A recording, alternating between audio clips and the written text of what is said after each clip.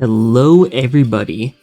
I'm going to be doing a slightly different format for this video because unfortunately I was having some technology issues. Surprise, surprise. But the live recording that I had of a challenge that I was doing ended up not working.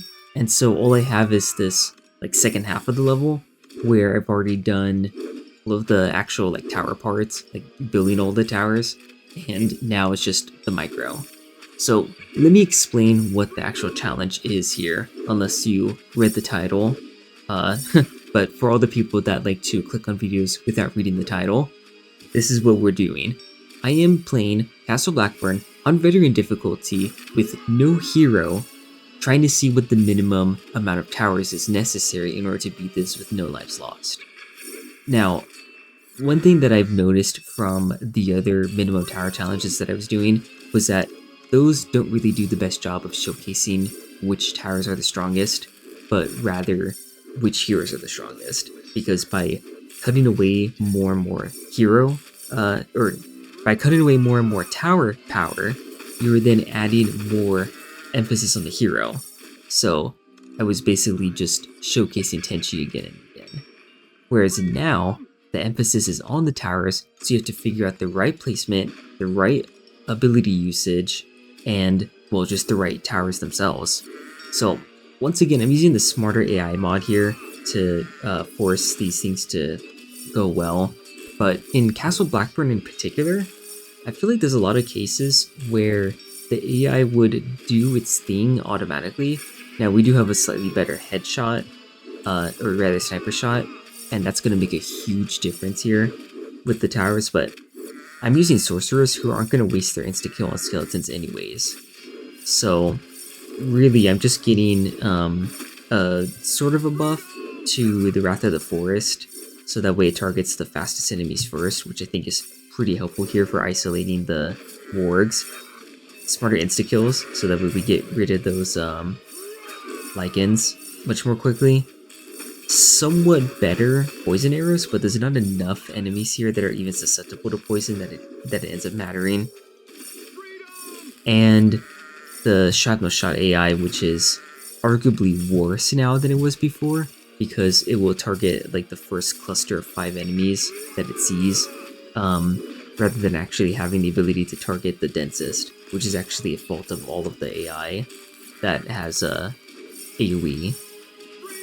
Now, regardless of that aspect of it, I think this is quite a difficult challenge. You guys should definitely try out the mod and see if you can get the micro right, because even without having a hero around, there's still some micro to be done. In this case, it's mostly just chasing sheep and clicking them to death, but there's also some really difficult reinforcement placements that I think you need to figure out. Like in this case, I'm preemptively placing reinforcements so that way they can spawn camp the black hags, and I'm also going to spawn kill them with the Rain of Fire, so that already takes out one of them, and then I get the next one down to nearly half health, get a sniper shot to damage the other one, and then I'm able to pick these guys off with just the basic attack of the musketeers. That kind of planning there is necessary for some of the later parts of the level. I mean, it's difficult even at the beginning, right? No hero is difficult already, and then to build the right towers to do this without selling is also difficult, right? Because I could cheese this with level 1 barracks. Doing a no hero challenge just means spamming low level barracks to stall stuff all over the place, but that is against the spirit of a minimum tower challenge. So instead, I want to see just how useful I can make the tier 4s under these conditions. And to that end, I need to make sure that my only stalling options, which are the elementals, can actually live long enough to stall. Because as it is right now, the Black Hag is just going to insta-kill it. So I need to constantly micro the rally point of the elemental and keep him alive there. And there you go. We got him to actually stay alive. Now we have a bit of a scary moment here because we need the we need the Spectral Knight to be stalled by the reinforcements. Luckily he is able to be stalled, And we also get to use up the elemental level there, so that way we can fully heal him. But yeah, we're barely keeping up with the enemies here. Like look at this scariness.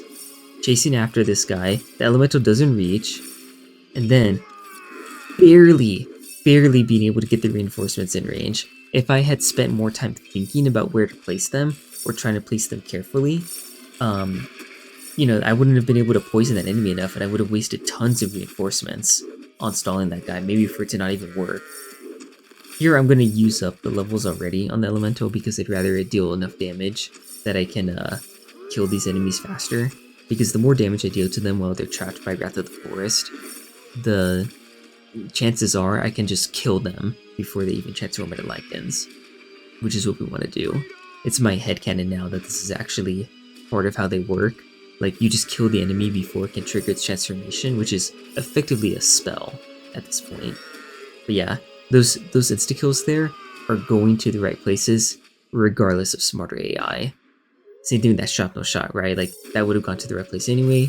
Headshot, not so much, but we get the polymorph on that guy anyway, so we would have just polymorphed to the next guy instead. Like, we're good. We're staying way ahead of these enemies.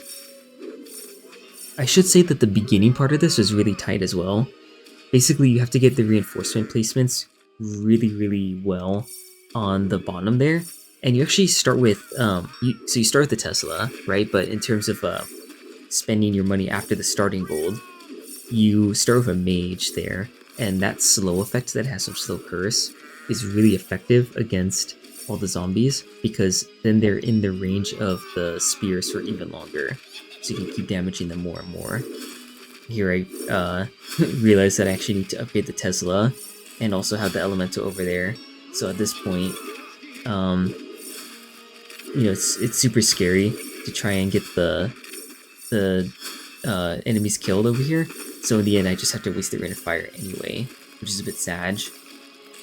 But it doesn't matter because I have a hero elemental, so I can just micro him around, keep myself happy, because all of these enemies here are unable to kill him.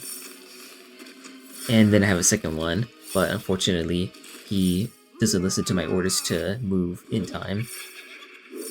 The problem with the sorcerers is that if they're recharging their attack, then they basically can't have the elemental move. It's something to do with the love 2D regen, so you have to move them somewhat preemptively, or just time it right with the sorcerer itself. So that's another layer of skill that you need, is to be able to time the movement right. Yeah, pretty tricky there. But otherwise, one other transformation that I had to do with the strategy was to get the musketeers out earlier. Basically, I went for I went for the Tesla, then I went for the sorcerer tower, then I went for a tier 3 archer with very good rate of fire timing on the abominations that spawn on wave 2. Then I went for another sorcerer, and I got polymorph on the bottom one so that way I could deal with the werewolves more easily.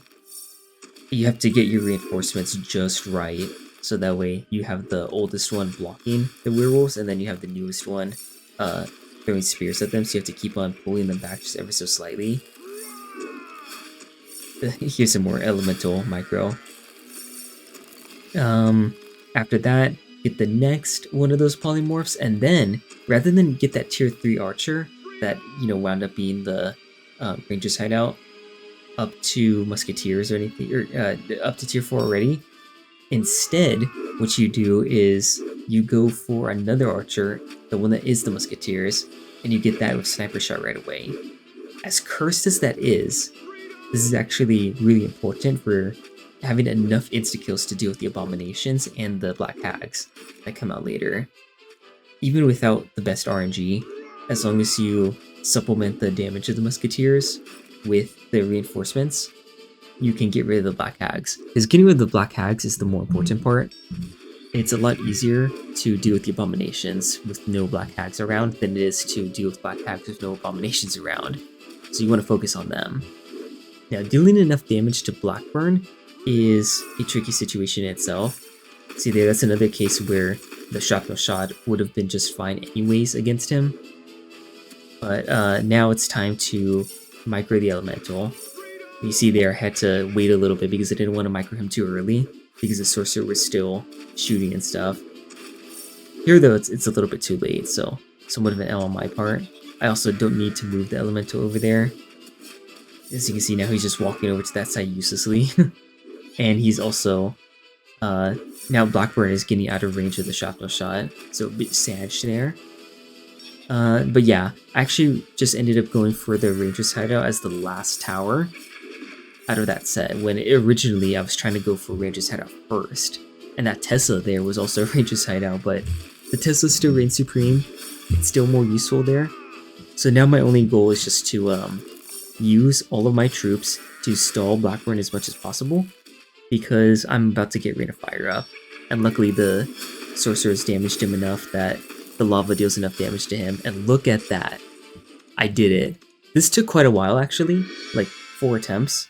So I'm really proud of this accomplishment here. This is one of the harder challenges that I've ever done. I would say to other people, oh my goodness, that jump scared me. But yeah, I would say that to other people who are, really big fans of these games, enough so that they would watch a video like this. Try out challenges like this. HEROLESS, minimum towers. If you need to add more towers to make the challenge bearable for you, fair enough, but this will open up a new dimension of analysis and strategizing in these games, one that I myself am not really that used to, but it's been tremendously helpful for making me feel more comfortable evaluating stuff in these games and figuring out where stuff should rank in the tower tier list, which I am working on quite intensely, as you can tell by these videos.